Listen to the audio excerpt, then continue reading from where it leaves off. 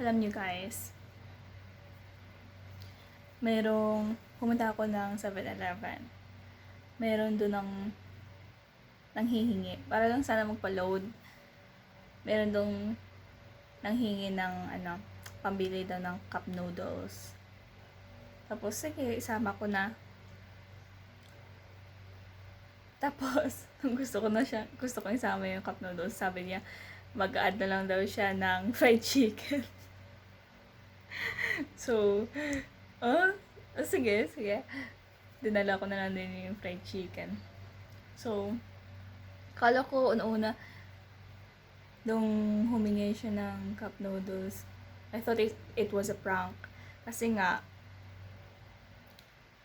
yung itsura niya parang hindi naman siya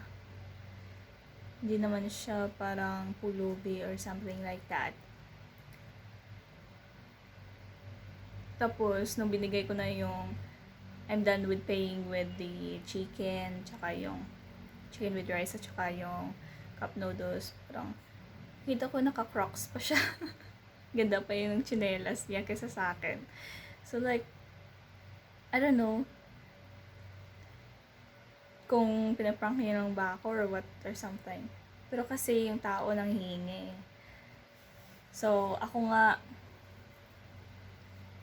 hindi ko mawari humingi. Hindi kaya ng pride ko humingi kahit wala ako. So, ano pa kaya yung taong nanghihingi sa'yo? So, that means they really have a hard time.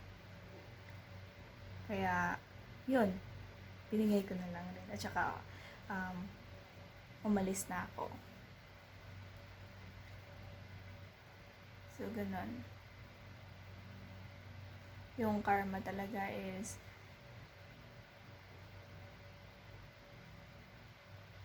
sa akin din naman yung balik. So, yun lang.